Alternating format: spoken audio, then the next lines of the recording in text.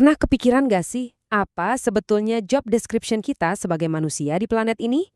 Nah, kali ini kita bakal coba gali sebuah kerangka kerja kuno yang, wow, ternyata bisa kasih kita perspektif yang dalam banget soal hubungan kita dengan alam. Ini kan pertanyaan gede banget ya, pertanyaan yang udah dipikirin sama para filsuf dan pemikir hebat dari ribuan tahun lalu. Emangnya kita di sini cuma numpang hidup aja? Atau sebetulnya ada peran yang lebih besar buat kita mainkan? Yuk coba kita cari jawabannya bareng-bareng. Sebetulnya, gampangnya gini deh. Ada dua cara pandang soal peran kita. Satu, sebagai pemilik planet, yang ngerasa, ya ini punya gue, suka-suka gue dong mau diapain. Atau, sebagai perawat planet, yang ngerasa punya tanggung jawab buat ngejaga dan ngerawat. Nah, dua cara pikir ini, hasilnya buat dunia kita beda banget loh. Oke, biar lebih dalam lagi, kita coba mundur jauh ke belakang ke sebuah instruksi yang umurnya tua banget. Bisa dibilang ini adalah job description pertama yang pernah dikasih ke umat manusia.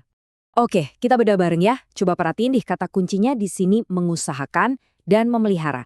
Ini menarik banget karena ini bukan perintah buat menaklukkan loh, tapi untuk bekerja bersama alam dan merawatnya. Jadi ini tuh sebuah tugas yang basisnya kepercayaan. Nah, konsep ini namanya penata layanan, atau kalau bahasa kerennya stewardship. Coba bayangin deh, Anda dikasih kunci ke taman paling indah sejagat raya. Taman itu bukan punya Anda loh, tapi Anda dipercaya buat menjaganya. Kira-kira gitu idenya. Jadi posisi kita itu lebih kayak manajer, bukan ownernya. Oke, jadi kita punya tugas. Tapi pertanyaannya, motivasinya apa? Kenapa juga kita harus repot-repot peduli? Nah, jawabannya ternyata simpel. Semuanya berawal dari apresiasi kita terhadap apa yang kita jaga ini. Sekarang kita lihat yuk sumber motivasinya dari mana. Ada sebuah teks kuno dari kitab Mazmur yang seolah-olah ngajak kita buat, coba deh berhenti sebentar, lihat sekelilingmu. Semuanya itu dibuat dengan kebijaksanaan. Maksudnya apa? Artinya ada desain yang cerdas, rumit, dan semuanya punya tujuan. Coba deh bayangin, dari puncak gunung yang paling tinggi sampai dasar laut yang paling dalam, planet kita ini isinya kehidupan semua. Keberlimpahan ini aja udah sebuah keajaiban yang bikin kita takjub kan? Ini bukan planet yang kosong dan mati, tapi dunia yang benar-benar hidup dan bernafas. Dan ini nih yang jadi poin penting banget.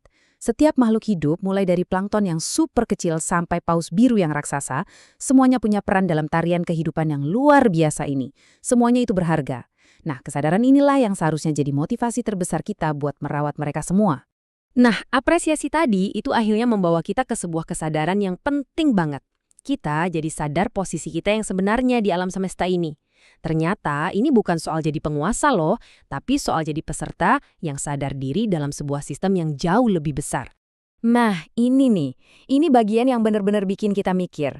Ada pertanyaan yang menusuk banget dari kitab Ayub. Pertanyaan ini tuh kayak langsung jelek menempatkan kita di posisi yang seharusnya. Ini jadi pengingat buat kita bahwa ada kekuatan dan kebijaksanaan yang jauh-jauh di luar jangkauan pemahaman kita. Dan teksnya nggak berhenti di situ. Terus aja muncul pertanyaan-pertanyaan kosmik yang, jujur aja, kita nggak bakal bisa jawab. Tapi tujuannya bukan buat bikin kita ngerasa kecil dan nggak berarti ya. Justru sebaliknya, ini buat bikin kita rendah hati sekaligus kagum. Kita jadi sadar kalau alam semesta ini penuh misteri besar, dan kita ini cuma bagian kecil darinya, bukan pusat dari segalanya. Oke, jadi pertanyaannya sekarang, semua konsep kuno ini artinya apa buat kita yang hidup di zaman sekarang, di abad ke-21? Nah, sekarang kita coba tarik benang merahnya ke aplikasi praktis di kehidupan kita sehari-hari. Sebetulnya, kerangka pikir ini bisa kita terjemahin jadi 3 langkah yang super simpel. Pertama, sadari dan akui dulu kalau planet ini adalah sebuah anugerah yang luar biasa. Kedua, kita harus jujur sama diri sendiri soal dampak kita, baik itu yang positif maupun yang negatif. Dan yang ketiga, ya bertindak berdasarkan kesadaran itu, bikin pilihan-pilihan yang memang mencerminkan tanggung jawab kita. Dan yang paling penting nih ya, Anda nggak harus jadi orang yang religius untuk bisa klik dengan ide ini. Anggap aja ini sebuah kerangka etika universal, isinya soal tanggung jawab, rasa hormat, dan cara pandang jangka panjang. Ini tuh semacam filosofi hidup untuk bisa berdampingan secara harmonis dengan planet kita. Nah, ini jadi pertanyaan penutup buat kita renungkan bareng-bareng.